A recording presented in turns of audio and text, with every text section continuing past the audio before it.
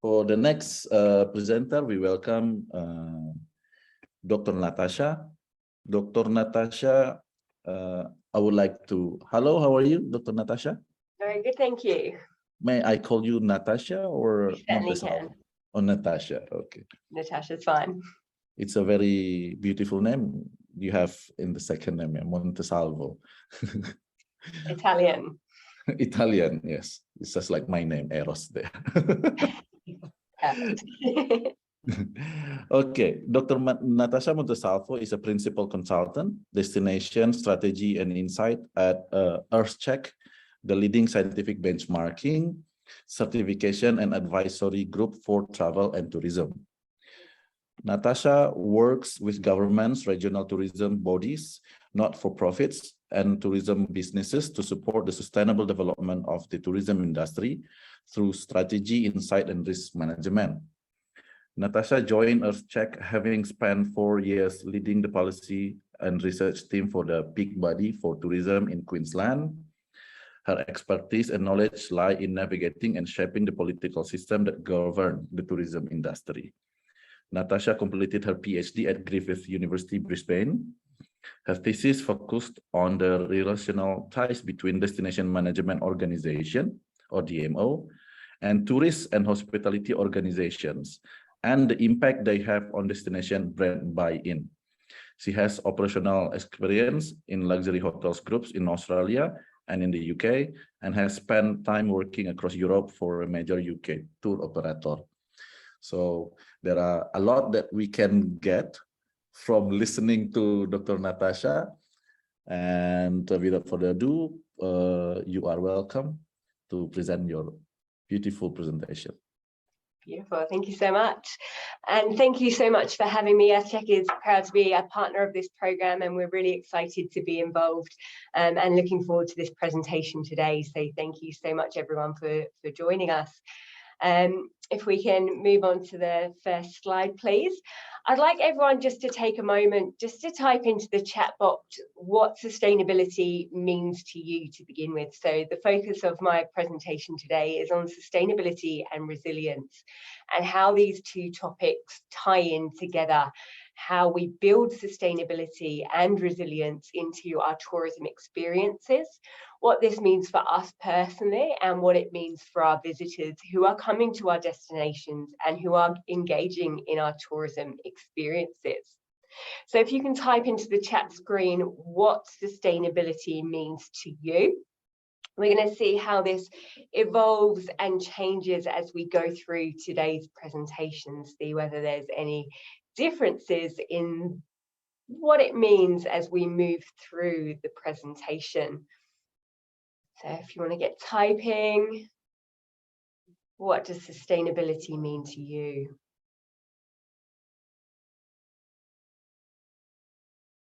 No one wants to be the first. I will keep going as we move. Things that will last for eternity. That's beautiful and brilliant statement to start off with. Now we're starting to see the word sustainability, and if you want to move on to the next slide while I continue on, and you can keep typing as I go through with the presentation, that's fine. If anyone wants to contribute, beautiful, thank you. So we're starting to see sustainability crop up into the news. It's all over the internet. We're starting to see a lot of people come and start maybe protesting things about sustainability. We're starting to see climate action hit the news. If you can move on to the next slide for me, thank you. It might evoke things like recycling, wind farms. We're seeing more information for people about reusable coffee cups. Of course, climate action is starting to hit the news. So here I am today talking that sustainability is more than just the environment. It's a conversation that's really important, but it's not just about protecting our Earth's distant future, but it's about making our lives better today and tomorrow in a whole range of different ways. I'm here to show that sustainability isn't just a buzzword, that it's not just a conversation for other people to get involved in, that it's important for everybody to be involved in. That there's small achievable steps that everybody can take, that you can take today to start getting your business involved in, to foster a healthy working environment for the people who are involved in your business, for your environment, to build connections, and to make sure that your surroundings are as beautiful tomorrow as they were yesterday, and to start building resilience for a brighter future, because sustainability and resilience are so intrinsically linked. So through today's session, I'm going to talk about why sustainability is so important in the tourism and hospitality industry, and how we can start cultivating a mindset towards sustainability that leads towards genuinely impactful action that will start getting our guests involved in our sustainable action. And I'm going to showcase some innovative sustainable solutions that have been used both in Indonesia and also globally that will help to inspire our actions that we can take to connect our guests and also to expand our market reach, understanding that there are shifting expectations towards what sustainable actions are required and what our guests are seeking when they're starting to travel in a post-COVID environment. So next slide, please. So the first thing that I wanted to do was really set the kind of basic understanding of what sustainability is, because there is so much talk out there and so much noise, it becomes incredibly confusing and confronting when we're starting to talk about sustainability, ecotourism, net zero, all these buzzwords hanging around and making it very distracting when it comes to sustainability and resilience and action. So let's start off with that key question. What is sustainability and what are we talking about when we're talking about sustainability? So the global standard definition used by the United Nations is meeting the needs of the present without compromising the ability of future generations to meet their needs. So basically, when it comes down to it, sustainability is about not taking more than your fair share. It's about making sure that everybody around the world has the same access to a great quality of life, both now and into the future. So we're talking about fairness. And when it comes down to sustainability, it's not just about purely environmental issues that we're talking about. We're talking about a combination of social, economic, and environmental goals. And we're going to explore and come across each of those throughout this session. We also hear that sustainability, ecotourism, nature-based tourism all get used interchangeably quite a lot throughout the tourism industry. So I wanted to clearly define each of those to make sure that we're very clear about what we're talking about. So whilst nature and ecotourism refer to niche segments of the tourism industry, sustainable tourism can refer to every segment of the tourism industry. Sustainable tourism is an aspiration for all of the tourism industry. So bringing economic benefits, bringing social benefits to every part of the tourism industry. Whereas nature and ecotourism are subsectors of the tourism industry that can be used to provide education, to support and to bring benefits to the economy in certain ways, but are specific parts of the tourism industry.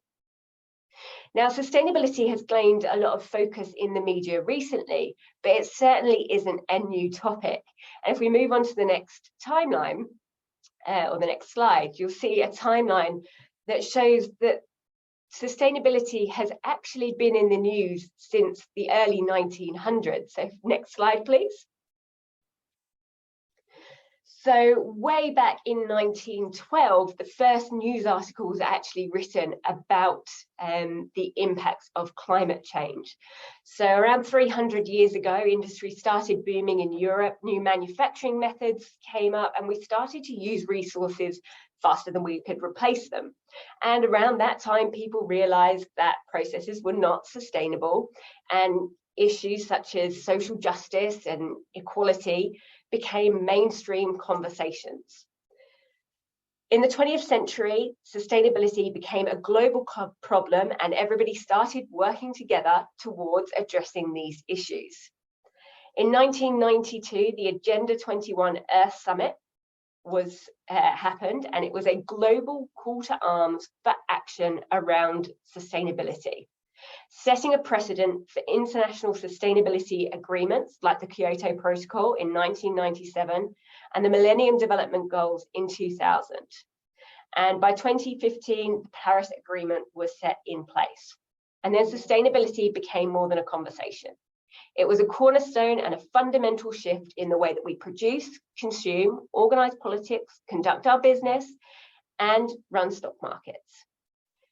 And then in 2016, the United Nations adopted the Sustainable Development Goals. And if we go to the next slide, please.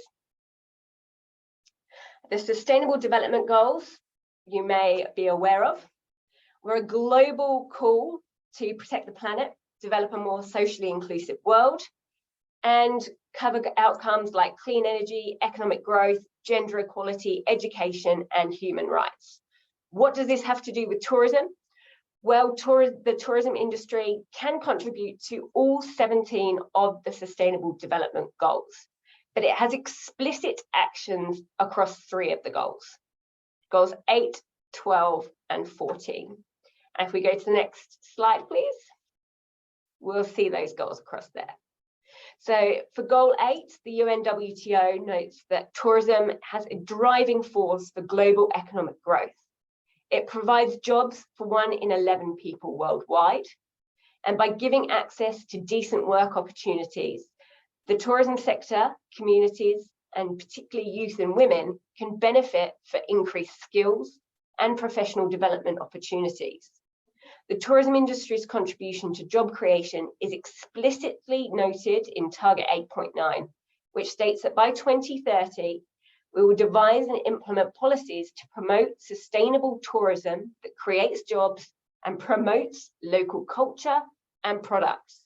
And that reflects really nicely on what Professor Scott was saying around the renting of traditional clothing, and really highlighting the opportunities that tourism destinations have to highlight cultural opportunities within tourism destinations. Goal 12 highlights that the tourism sector can adopt responsible consumption and production practices, which can play a significant role in global sustainability. To achieve this, Goal 12B emphasizes the need to develop and implement tools to monitor sustainable development impacts for sustainable tourism that creates jobs and promotes local culture and products. This will continue to monitor and measure and achieve goals for destinations and operators. And Goal 14 is around coastal and marine tourism, and is recognized as one of the industry's largest segments, particularly among small island developing states. Tourism plays a critical role in integrated coastal zone management to conserve and preserve fragile marine ecosystems. The target states that by 2030, there'll be increased economic benefits in the least developed countries for sustainable use of marine resources, including the management of fisheries, aquatourism, and aquaculture. So whilst tourism can contribute to each of the 17 SDGs, it reports directly on those 3 targets and has explicit role to play in making sure that we have an equitable role to play across the future of sustainable development. So if we go to the next slide, please. When we look at the role that sustainability has across the tourism and hospitality industry, we understand that due to the nature of the tourism industry, it touches so many parts of our communities. We rely on transportation, we rely on agriculture, on clean water, on energy, even on healthcare. So what does this mean for tourism and hospitality? Well, our sustainable practices can help support things around the world for us and future generations. It's about creating the systems that can manage the resources that we use, that we rely on, so that we can grow and build our tourism industry in a way that is positively impacting rather than detracting from the things that our community needs to grow and thrive. Sustainable practices don't just help our business, but they help our entire systems and our entire communities if done properly. So we go to the next slide. When we talk about sustainability in tourism, we're looking at 4 interconnected areas: economics, natural resources, community, and culture. So tourism provides about 9% of the world's income and represents 10% of the global workforce. For Indonesia, before the pandemic, tourism was accounting for 5.6% of the country's gross domestic product. And in 2017, it provided for 12.4 million jobs. So that was 10.5% of total jobs to the country. That's above the global average. Whilst the pandemic significantly impacted this, even by the end of 2021, 10.9 million people were still employed by tourism. It's a significant part of the economy in the country. So sustainability across the tourism industry has a big impact on the economy and the growth and the support of the people within the community. An unsustainable tourism destination can lead to fewer visitors, which means less money coming into local businesses. When small businesses start to struggle, people lose their jobs and have less money to spend in the community, which then has a devastating domino effect. Resources and natural assets also help businesses to function.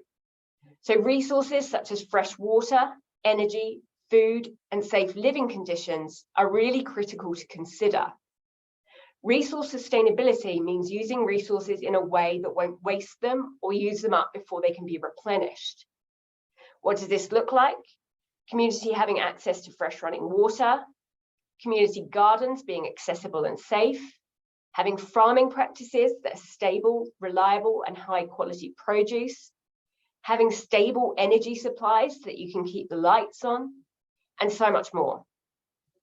Community is another important goal of sustainability in tourism and hospitality. Booming tourism can sometimes have negative impacts on lifestyle and livability of the local people and the local communities. With too many visitors coming into small communities, there can be issues with crowding of local markets or impacting on the way of local life and making it uncomfortable. So sustainable tourism means reducing the negative impacts whilst enhancing the positives. Things like managing the local supply chains and supporting local businesses, education programs, giving back to local communities and creating community pride. And of course, there's local culture, as again, Professor Noel mentioned previously. Tourism and hospitality customers want to embrace, understand, and participate in local culture. But you can only meet these expectations with an inclusive approach to creating authentic experiences for your guests. By engaging in this and bringing stories to life and adding value. We also know that tourism and hospitality isn't just affected by sustainability. The industry is also a contributor to pollution globally. In fact, tourism is responsible for about 8% of global carbon emissions. So by managing the way that we utilize and we manage our emissions, we can do a lot to reduce and to better use and manage our carbon footprint. The best part of this is that we can also use the practices from our business in our home as well. If we can move to the next slide. So there's a number of myths that we see with sustainable practices, and I'll run through these really quickly for you. People don't want to engage in sustainable practices in their businesses because they think that only a certain type of person is interested in sustainability. And that certainly isn't the case. Sustainability is for everyone. It saves you money, it's easy to do, and small steps can make a big difference. Things don't have to be expensive. Often people think that finance is the biggest barrier to engaging in sustainability. But sustainable practices often save money for businesses. In fact, EarthCheck's research indicates that tourism businesses who develop and follow sustainable initiatives can save tens of thousands of dollars annually through waste reduction, energy reduction, and water reduction. So putting things into practice is actually beneficial for businesses. It also doesn't take too much time either. So small actions make a big difference. And just noticing the time here, I'm going to run out of time. So I would jump to some of the innovative solutions that we've seen and showcase some of the opportunities that businesses have. So if you could just jump through to slide 18. We've seen some really innovative solutions from businesses that are quite not very time consuming to put in place. Things like the Cairns Convention Centre in Australia has introduced shading to reduce the energy consumption that they've used. Now that's just a case of putting shades up to keep the air cooler. Again, not a very time consuming, not a very expensive process, but something that reduces energy costs and keeps the place cooler. Looking at the Ratcha Resort in Thailand, they've fitted air conditioning units that also have heat exchangers to heat up water in their guest bathrooms. So they're using no extra heat energy for hot water. The condensation then from the air conditioner unit is also used to fill the foot baths out the front of the villas. So again, that's an innovative solution for 3 different areas of the resort. An innovative solution, saving them costs. Going to a resort that's a little bit closer to home, the Alila in Seminyak has been EarthCheck Design certified. So they utilised sustainability from the very first moment that they started designing their hotel. So sustainability is embedded throughout the resort. They used locally recycled materials in their construction stage. They fitted energy efficient lighting from the very moment that they started their hotel. They harvest their rainwater and they use it to maintain their gardens.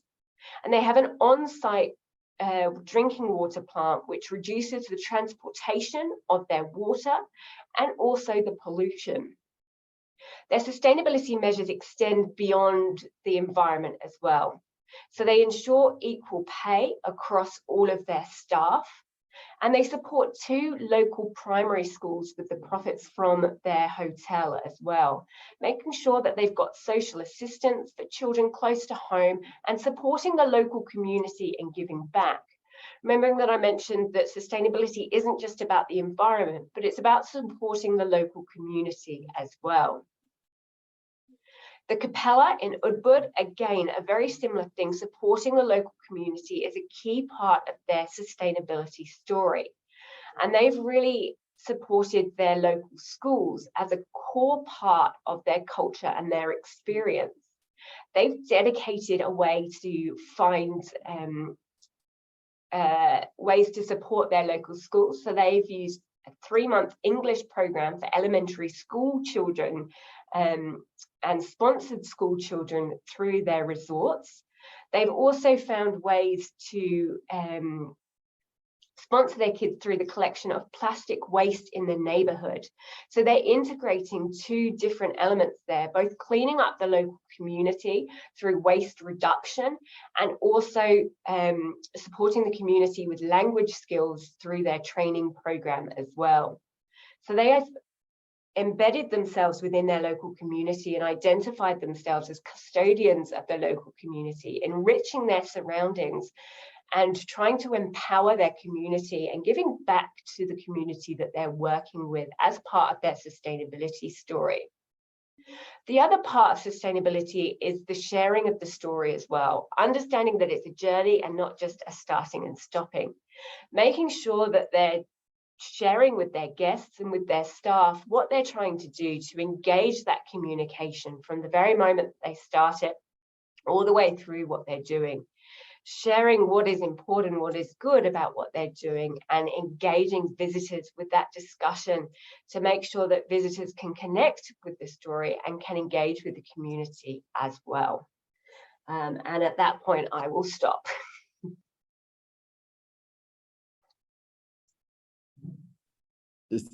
Okay. This is the, okay.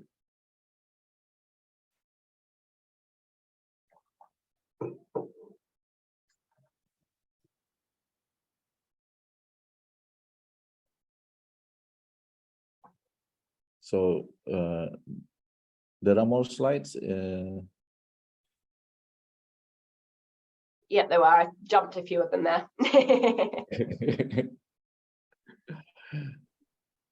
Just conscious of time. It's conscious of, okay. Okay, everyone, I think I'm just shocked because I thought I'm going to listen more because I'm just taking notes. But anyway, it was very interesting presentation, you know, I'm following. And then because you think to relax the session a little bit, we open the Q&A sessions. Is there any question from the audience? You are welcome.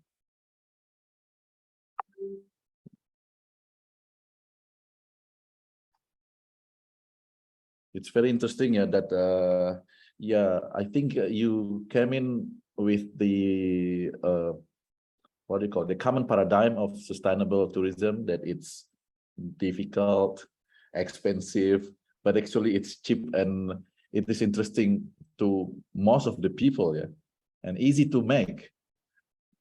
Yeah, so some of the biggest savings can be done from really small things. So turning off the lights, turning off computer screens is a massive one, not just leaving the screens on the idle. So a lot of people think that just leaving things, even, you know, you turn your TV off and it's still on it's still got a little orange button on. If you turn it off on the wall, that makes massive savings. So there's huge differences that you can make just by really small actions that are really significant. Turning the tap off when you brush your teeth, that saves an incredible amount over I think it's something like 108 showers worth of water during a year if you turn your tap off whilst you brush your teeth, which in turn is a really significant amount of monetary savings as well. So the little actions really do add up in terms of what you can do for your sustainable practices. Okay. In the modern tourism, maybe you have to provide fancy facilities, yeah. But in West Sumatra, in particular, in Indonesia in general, we have a lot of tourism villages, and they are actually wondering, will international tourists come to their village to visit and learn their, enjoy their culture, but will they want to stay at their houses, which is lack of facilities, less lights in the evening, no air conditioning, because if you are coming from four-season country, Indonesia is too hot, you know. Do you think this is can be the narrative of sustainable tourism for Indonesia, especially West Sumatra, which is located in the equator? I think it's how honest you are and how open you are. It's about giving that really clear messaging about what it is and what it is not. It won't be for everyone, but there will be people who will embrace that and who will enjoy it and who will understand exactly what that is and who will want to totally embrace that. Absolutely. But you've got to be clear about that, because expectations will need to be managed and will need to be met. Yeah, exactly. I have a friend from the US. They pay like $1,500 just to stay over the cliff with very less facilities per night. $1,500 per night for privacy. But And it's a clean water, no chemicals at all. I think, yeah, it's interesting. Yeah? Cheaper to build. It's about the experience, getting Yes. back to nature and back to basics. People pay for that now. Yeah, absolutely. Okay, we got a question from Dr. Sari. Thanks, Eros. Great presentation, Dr. Natasha.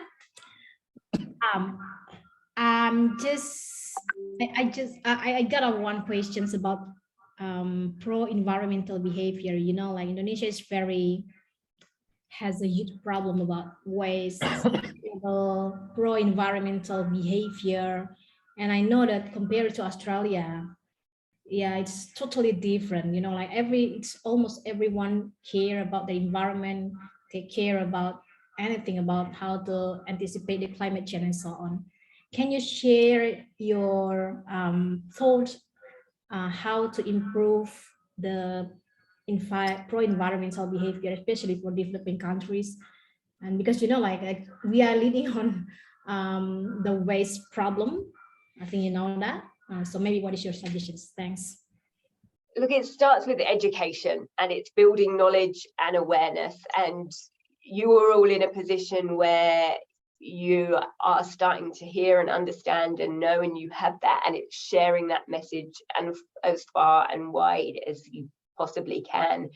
It's about getting the infrastructure in place as best you can, whether it's putting composting in place where you can to remove as much from landfill and burning as you can, or doing the little pieces that you can, working with the, organizations like Roll, who are repurposing soap and things like that, working with the community groups, working with the waste clear up groups. It's working with the organizations who are doing the best that they possibly can to combat the challenges that you are facing, and educating staff, because it's those people. I mean, tourism and hospitality is a really unique industry. We are so people heavy, and we have so many staff and so many touch points that means that we can educate and engage with a really substantial number of people. And so if we can educate our staff, that means that they can take that home and back to their communities and to their families and to the people that they know and to their friendship groups. It means that they can start educating the people around them, and that we can spread the messages further and further and further. So it's about talking about it. It's talking about the problem and starting to engage with it and starting to discuss it more and more. The more that we talk about it, the more that we want to make a difference, the more likely it is to change. It's not an easy solution. It's not an easy change, but it's just doing what we can where we can. And certainly some of the larger hotel chains, certainly some of the larger organizations working across Indonesia are doing some quite innovative things in terms of zero waste and circularity. So engaging with them to manage those processes and to manage the waste is going to be probably the best opportunity to mitigate some of the challenges that are being faced, and to work with some of those NGO groups who are doing work with community groups, who are working with women's groups, who are working with repurposing organizations, again, to mitigate and to navigate some of the challenges that are being faced. Not an overnight solution, certainly not an easy answer or a silver bullet, but little by little, things will start to change. So keep educate the people. That's the key point for us. Absolutely, education is key. Yeah, thanks, Natasha. I think there's questions, Eros, in the chat box. Yeah, there is a question, but before that, I think, come to think, I just some thought come across my mind that is it possible that the waste problem becoming the reason of visit, maybe from the organizations that cares about waste problem? And do you happen to experience that maybe you visit one country just to solve the waste problem with organizations in the world, so it becomes the main motivation to go to that destination to solve the problem of the destination? Maybe for some people it might. Again, it would be a very limited niche group, I think. But there are certainly some people who do that kind of thing. There's a lot of citizen science type projects who will go along and do the beach cleanups and who will engage in projects like that. But making those projects really accessible. I have to say, my friend's got a 40th birthday in Bali next year, and I was actively searching for a beach cleanup to do while I'm over there, because that's, you know, obviously the role that I do in sustainability, it's something that I would look to be a part of whilst I'm over there. So making projects like that accessible to visitors is a really core part of what you can do and how you can make it easier for visitors. Yeah. That's one of the strategy, maybe. Oh, absolutely. Get your visitors involved and part of the story. Yeah.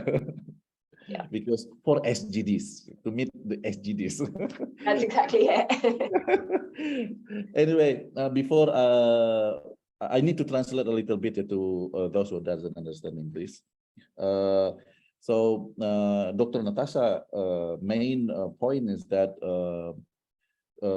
sustainable tourism is interesting. Sustainability means to preserve destination as before. So you build a destination. Why am I talking English still? Maksudnya poin Dr. Natasha itu adalah sustainability. Sustainability itu melestarikan destinasi. Begitu destinasi itu bentuknya sebelum dan sesudah dikunjungi. Gitu. Nah, ini butuh polisi, tidak sembarangan buat. Gitu. Tapi memang ada paradigma bahwa sustainable tourism ini susah. Mahal, terus juga enggak menarik. Tapi sebenarnya di internasional justru sustainable tourism ini yang menarik, mudah dibuat karena tidak perlu direkayasa terlalu banyak dan juga murah gitu. Pertanyaan dari Ibu Sari tadi, bagaimana isu sampah? Isu sampah memang tidak ada solusi semalam, tapi bisa bekerja sama melakukan apapun dengan organisasi yang ada. Mungkin satu strategi justru isu sampah tersebut bisa menjadi alasan untuk para organisasi internasional berkunjung seperti yang terjadi di ini mungkin ya, di Maninjau, pembersihan danau Maninjau, mungkin isunya adalah bagaimana beramai-ramai organisasi internasional datang ke situ, itu menjadi tourism untuk membersihkan danau Maninjau. Tapi harus dikelola dari si lokalnya dulu untuk mengundang, begitu tadi. Okay, let's come to the, we have questions in the chat box from Maulia Osni. So, how to build basic innovation with nature resources, like at the village, never touch with technology, no signal maybe, no network. Yeah. How That's a tough one. So, sustainability doesn't have to be technology focused. It's about managing resources in an effective way for what you need. And it's about managing your culture and about managing the economy in a way that helps it to thrive. So it's about identifying ways to protect and preserve in a way that is successful for where you are. So it could be land management techniques that have been utilized for years that are helping it to protect and thrive. It could be about looking back on history, looking back on the past, looking back on some of those traditions that have been maybe lost or have stopped for generations, but going back through history and regaining some of those techniques that were really successful in the past that maybe need to be brought back to land manage and things like that. Maybe looking back on some of those cultures that, as Noel was talking about earlier, looking back on some of the cultural aspects that maybe have skipped a generation, going back to those and bringing those back to the forefront to help retell the stories that may have been lost, to bring those back to the forefront. So it doesn't all have to be technology focused. Even the basic shading that I mentioned with the Cairns Convention Centre, that wasn't a technology heavy focus. It was literally shades put up by posts So it could be a really non-technology based innovation, but just something that is going to help to make your life easier. So even basic solutions can help to support your sustainability. It doesn't have to be focused on technology. So I kind of hope that answers your question. Yes, thank you very much, Natasha. I think I need to explain. I hope Ibu Mulia Usni, I hope you understand, but the bahasa Indonesianya mungkin sedikit tidak harus teknologi, mungkin bisa kembali ke sejarah dan kemudian memberikan value dari kehidupan masa lalu yang dimana orang mungkin hidupnya lebih bersahaja tanpa sentuhan teknologi, justru itu bisa menjadi selling point dari pariwisata di tempat yang terpencil tadi gitu. Mungkin seperti itu. So the life of the past and its the value of living with less technology can be one of the attractions. Absolutely. Yeah. And let's go to the next question. There is another. A very remote area, no access or less accessible. Is it possible to build a destination in a place like that? Maybe in Australia or in America, we have that kind of places as a destination. Oh, absolutely. We've got a bunch of remote, rural, regional, totally middle of the outback, whoop, as we call them, middle of nowhere destinations. Really hard to get to. Construction absolutely causes pollution and all other problems. It's a trade-off and a balance, and sustainability isn't all about the protection of the environment, but it's the balance of the economic opportunities and the growth and the economic value of jobs and the community livelihood. It's the connection to healthcare opportunities. It's the connection to employment opportunities. It's the connection to thriving economies and the balance that the development of the road and the transportation that will have, and the trade-off and the balance that creates. I mean, we're in a time now where there is slightly more friendly options coming into play with the development of slightly better development opportunities. We're seeing technology come on board that is slightly more environmentally responsible. We're starting to see offsetting opportunities where now, for all of the pollution that comes along with the development of the roads, we could plant some trees and offset the damage that it's causing.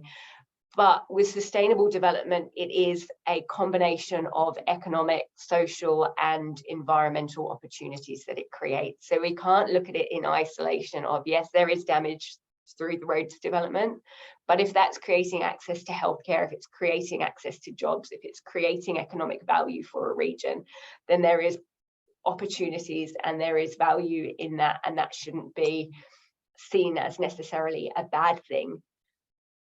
There is balance. Okay, so the balance of the development is important, yeah.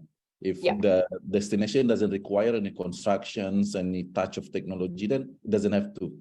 No, that's exactly right. Okay, so the question from Ibu Yulistriani, yeah. I hope Ibu Yulistriani is here. So the answer is that yang penting ciptakan kesempatan untuk pembangunannya. Tapi kalau memang tempat itu unik karena memang apa adanya, tidak perlu ada pembangunan, jalannya susah juga tidak apa-apa, it's okay. Jadi lebih baik tidak ada construction, karena seperti misalnya national, I forgot what is the name of the destination that has cliff in the US. They make films about it. Someone trapped in there until several days and he has to drink his own urine. I forgot about it. This is in the US. But it's not easy to get there, but many people going there. Actually, it's very crowded. No, I don't know. I forgot about it. But actually, we also have that kind of destination and visited by many people. So they listed what are the things in your bag when you get in, and then everything should be in your bag when you get out. So something like that to keep the sustainability, and no facilities at all, only guide to enjoy the destination. Oh, Green Canyon. Yeah, Green Canyon. It's Green Canyon. I don't know, never been there. I want to. Okay. Is there any more question from here? Okay, thank you, Dr. Natasha from Ibu Yulistriani. Is there any? Okay, one more question from Muhammad Abdul. Okay, please. Okay, thank you, sir, for letting me ask directly to Miss Natasha. It's such an honor to me to interact with you directly. So my question is, what should we do to change the paradigm of the community itself, who think that the sustainability it's not a thing? Yeah, I think that's my question. Oh, I love that one. That's a tough one. And again, it's the education piece is so important. And it's the way that we talk about sustainability, I think. As I mentioned at the beginning, a lot of people think that sustainability is a negative thing. They think it's all about greenies. They think it's all about climate protests or really negative conversations. We've really got to flip the conversation on sustainability and what sustainability is and what it means for us. Sustainability is a really positive thing.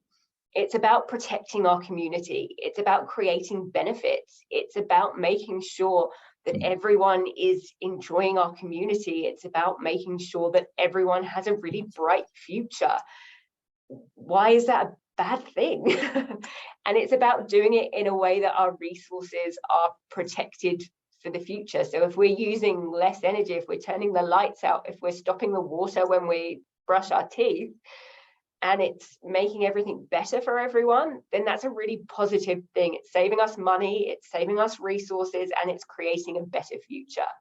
So it's about educating and changing the narrative around sustainability so that there's less negativity associated with it and more about the positive benefits of being engaged with sustainable practices, and stopping with the doom and gloom associated with not being sustainable. It's not about the death and the end of the world, but it's about the great benefits that we will see if we are more sustainable, I think. Okay, thank you very much, Ms. Natasha. Yeah, thank you, Abdul. Somehow it sounds crazy, but yeah, many resistance against sustainability. Although it's actually making life easier and cheaper, yeah, but people Go figure. yeah, I have money, I want to go here, I want to buy that, I want to use that because I just can't afford now. Yeah. Okay, one more question in the chat box, Dr. Natasha. Muslims are part of tourism target around the world.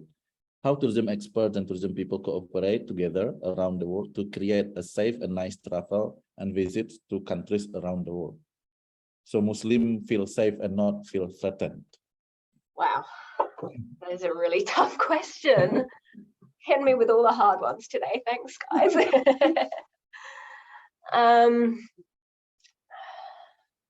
Look, again, I think it's I keep harking on about education and awareness, but again, I think that's a really key part of this, and it's around that that education piece and making sure that people are aware and understand.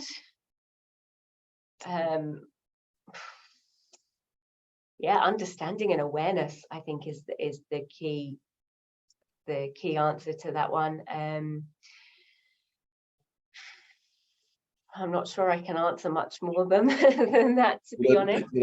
That's a really tough question, I'm afraid. Probably it will be a message for you and all the tourism people, Ms. Natasha.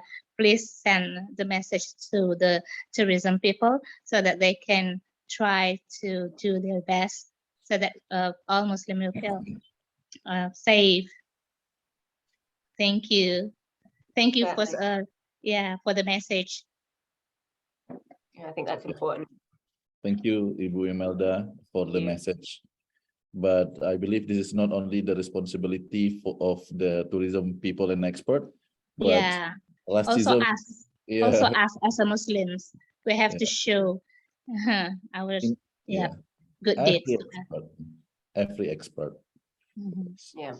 This is a global issue that Yeah. been hundreds of years. Yeah. That's the problem in this world. Yeah. Yeah, because Muslim is the big market. Yeah. Yeah, potential. Thank you. Okay. Thank you, Ms. Natasha. Thank you, Imelda. Because this is potential market, then it has to be managed. Absolutely. Okay. Actually, we have another 3 minutes if there is more questions. If not, then I will explain a little bit ya in bahasa Indonesia untuk yang ini. Jadi tadi Dr. Natasha bilang ada pertanyaan dari Muhammad Abdul soal ada penolakan terhadap sustainable tourism ini secara tidak langsung. Banyak yang tetap buang sampah, pakai air berlebihan. Ini jawabannya cuma satu, edukasi. Education is the answer. Karena mungkin banyak yang tidak sadar bahwa apa yang dinikmati sekarang ini belum tentu ada besok. So harus ada awareness. Dan ini kerjaan kita bersama, tidak hanya di pariwisata, tapi untuk cuma mungkin orang tidak sadar ya, masa hanya buang air aja, besok dunia akan tidak ada punya air bersih lagi. Tapi kenyataannya memang begitu. Ini kesadaran yang memang harus kita bangun bersama-sama. Very tough questions. Okay, I think I think that's all. If you want another tough question, I can give you one. Go for it. What have you got? Yeah, but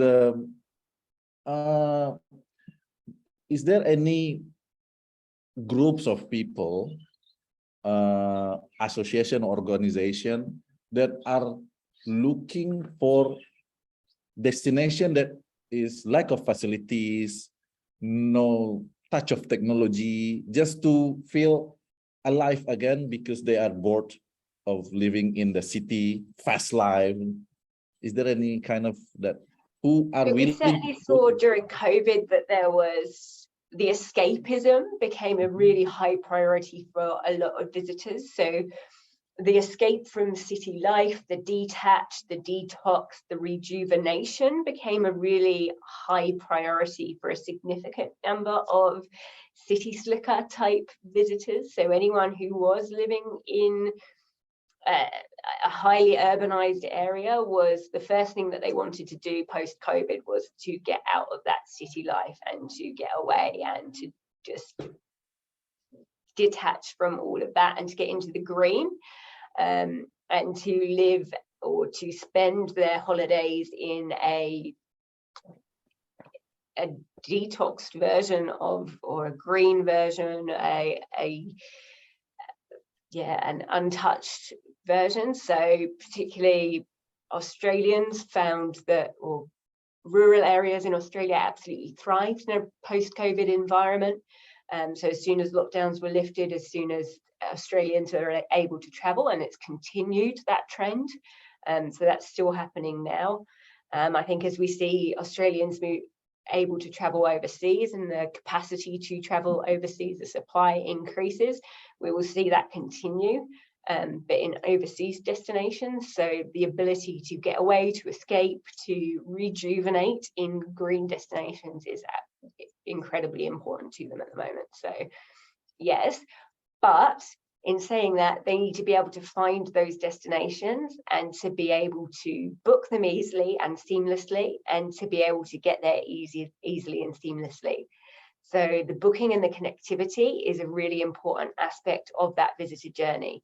So there needs to be some way of finding and to be able to get there as well. So connectivity from airport and transportation out to those destinations is a really core part of that traveler journey. We're also seeing sustainability really high on the agenda of travellers in a post-COVID environment as well. So Intrepid, Booking.com and Expedia all did research post-COVID. So somewhere between 70 and 90% of travellers are actively seeking sustainable experiences when they travel. So it's really high on the agenda, and they're willing to pay more for it. So 38% more to travel sustainably. So there's premium price tags attached to it as well, which is really important. Wow, very glad to hear that. They're willing to pay more to live in a place with lack of facilities. Wow. Yeah, but absolutely. The problem is they need to make it available in Booking and connected to their origin place. Yeah. Yeah. Okay, I think I need to explain this in bahasa Indonesia because this is very interesting fact. Jadi ada pertanyaan tadi Bapak Ibu dari saya sih sebenarnya, ada nggak ya komunitas di dunia ini yang memang pergi berwisata mencari tempat-tempat yang terpencil, terisolir dari teknologi untuk menikmati suasana alam yang memang asri itu. Ternyata menurut penelitian yang dilakukan Dr. Natasha, banyak sekali sekarang justru escapism namanya, lari dari kota, lari dari post-COVID ini untuk mencari tempat-tempat yang bisa detox dari kesibukan kota itu. Cuman masalahnya mungkin tidak banyak datang ke Sumatera Barat atau belum banyak karena tempat-tempat atau desa wisata itu belum bisa di-booking online dan belum ada konektivitas yang sustain juga kepada mereka itu turis internasional. Nah, jadi ini permasalahan di bidang promosi dan marketing. So it's just about the the promotion and marketing of that destination, yeah, Dr. Natasha. Okay, I think that's all. Thank you very much. It is very, very resourceful presentations, yeah? Because sustainable tourism is actually the hope of West Sumatra, particularly. We don't have a lot to develop. But I think we don't want also to be developed like a modern city or places. So if anybody wants to connect to you, is it possible through email? Absolutely.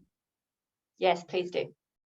Nah, jadi kalau ada yang ingin tahu lebih banyak, silakan kontak Ibu Natasha lewat email. So through your email, ya. I'll put my email address in the chat now. Okay. So you can email Ibu Natasha so that you can consult for free, or you can invite Dr. Natasha to your destination, maybe, and work together to build the connections between your places to the potential tourists who are actually trying to escape from the toxic life in the city. Okay, thank you very much. It is very excellent of yours. We welcome